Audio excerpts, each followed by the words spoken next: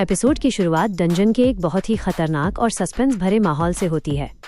Heroes की party एक खूंखार डंजन बॉस और उसके खतरनाक साथियों से एक भयंकर बैटल कर रही है।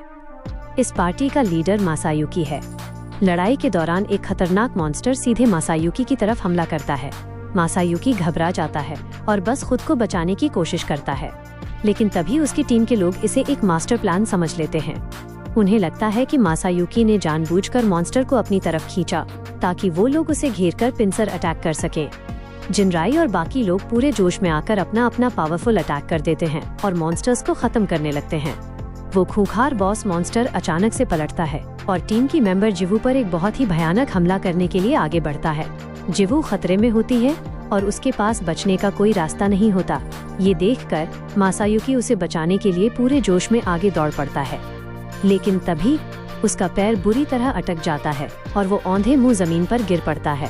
गिरते समय उसकी तलवार टूट जाती है और उसका एक टुकड़ा उड़कर सीधे बॉस की गर्दन में जा लगता है।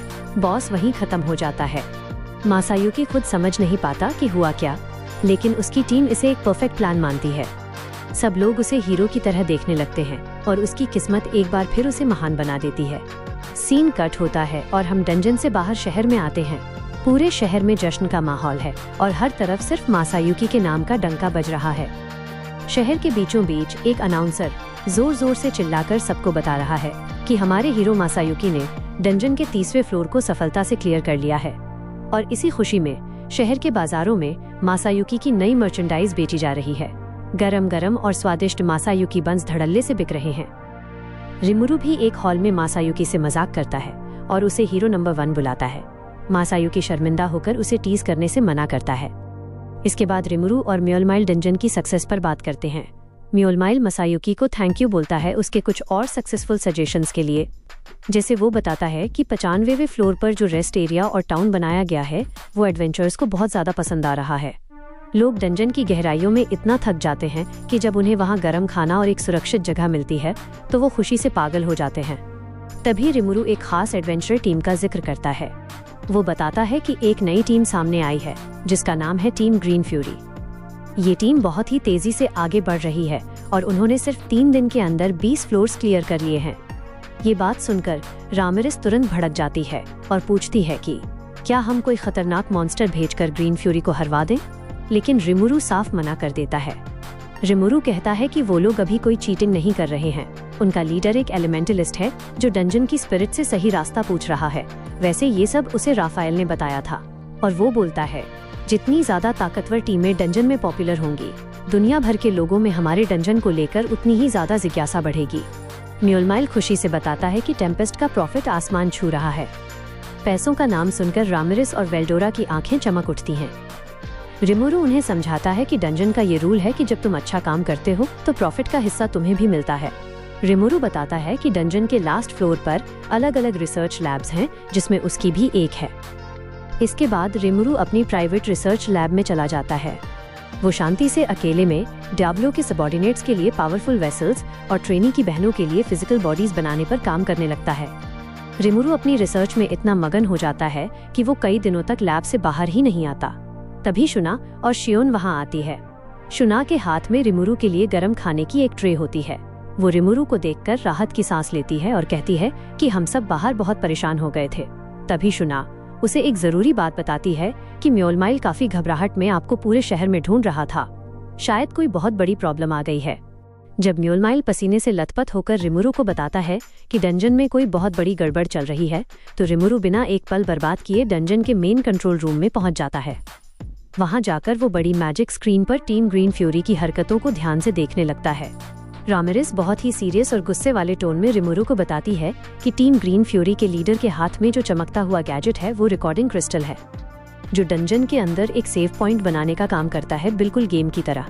रामिरिस बताती है कि टीम ग्रीन फ्यूरी ने सिस्टम का एक लूप होल ढूंढ लिया है। जब वो बॉस फ्लोर पर पहुंचते हैं तो अंदर जाने से पहले सारे पार्टी मेंबर्स रिकॉर्डिंग क्रिस्टल से सेव पॉइंट का इस्तेमाल करते हैं और फिर सब रिटर्न विसल का यूज करके डंजन से बाहर निकल जाते हैं और अपनी पार्टी को तोड़ देते हैं।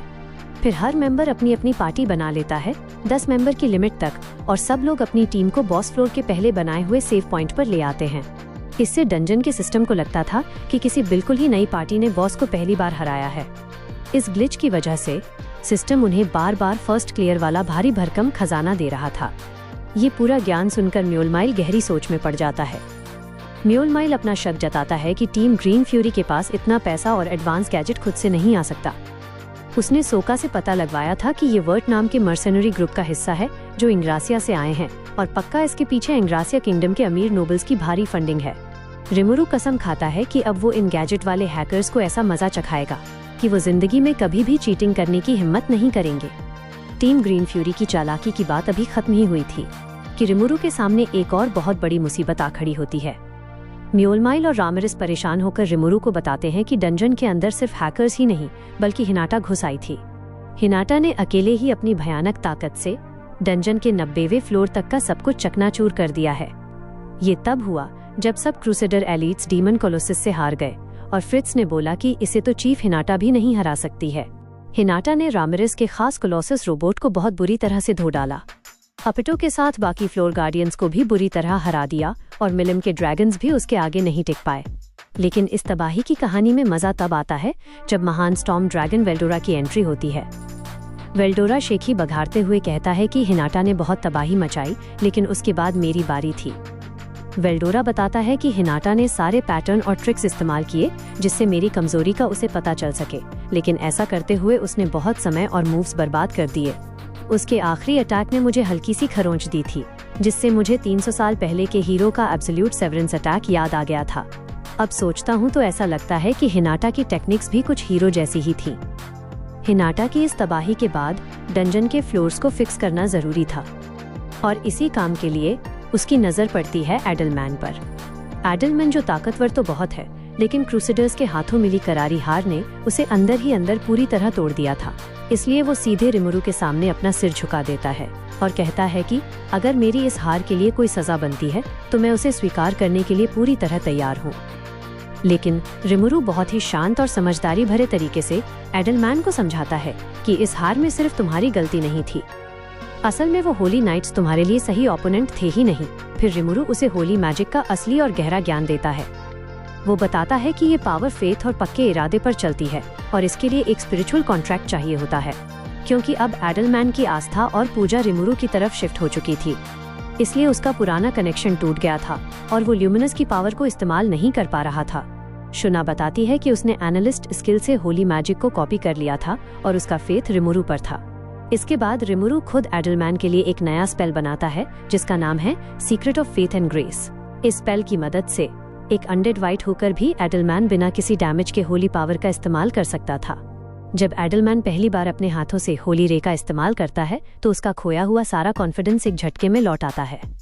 वो रिमुरु को ऑलमोस्ट अपने भगवान की तरह मानने लगता है। ये हद से ज्यादा भक्ति देखकर रिमुरु को अंदर ही अंदर थोड़ी ऑकवर्ड फीलिंग्स आने लगती हैं। फिर रिमुरु उसे फ्लोर 60 का नया बॉस बना देता है और उसे एक प्रॉपर थ्रोन रूम देता है ताकि वो डंजन का एक असली और मजबूत पिलर बन सके। साथ ही रिमुरु उसे अपने पुराने साथियों की मदद लेने की भी पूरी इजाजत दे देता है। तभी वहाँ अचानक आसमान से मिलिम आ धमकती है। वो बहुत ही ज्यादा गुस्से में है क्योंकि उसके सारे ड्रैगन्स डंजन में हार गए थे। इसी बीच गोप्ता रेंगते हुए और घिसटते हुए अंदर आता है। गोप्ता कांपती हुई आवाज में कहता है कि मास्टर, मैं वापस आ गया। वेल्डोरा उसे अपनी टेक्निक सिखाने का बोलता है लेकिन मिलिम उसे रोक देती है क्योंकि गोप्ता उसका स्टूडेंट है। रंगा भी रिमुरु को ग्रीट करता है। रिमुरु उसे उसकी शैडो में आराम करने का बोलता है।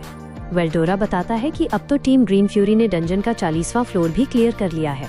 रिमुरु एक शातिर स्माइल देता है और कहता है कि अब वक्त आ गया है कि हम उन्हें सबक सिखाएं। रिमुरु इन तीनों के सामने एक मेज पर कुछ बहुत ही खास जादुई आइटम्स रखता है। सबसे पहले रिमुरु एक चमकता हुआ जादुई गोला दिखाता है और बताता है कि ये मास्टर कोर है। रिमुरु एक गहरी मुस्कान के साथ कहता है कि सबसे पहले तुम तीनों अपने दिमाग में एक ऐसे मॉन्स्टर के बारे में सोचो जो तुम्हें सबसे ज्यादा पसंद हो। और वो कहता है कि सोच समझकर अपना मॉन्स्टर चुनना, क्योंकि बाद में वो किसी भी हालत में बदला नहीं जा सकेगा। ये सुनते ही वेल्डोरा, मिलिम और रामिरेस और रिमुरु अपने अपने मॉन्स्टर सोचते हैं और वो मॉन्स्टर असलियत में आ जाते हैं। ये देखकर रामिरेस और वेल्डोरा बच्चों जैसे खुश हो जाते हैं। रिमुरु मिलिम का स्लाइम देखकर एम्बैरस हो जाता है।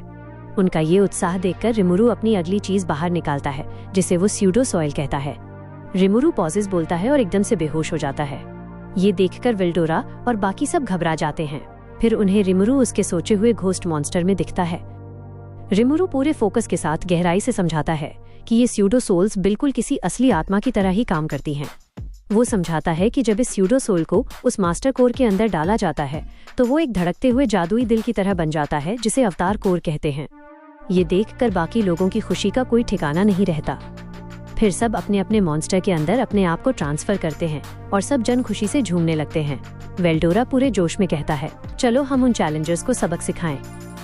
आगे हमें पता चलता है कि रिमुरु की पार्टी बड़ी आसानी से हार चुकी है कुछ रूकी एडवेंचरर से, जो उनका मजाक उड़ाते हुए आगे बढ़ जाते हैं।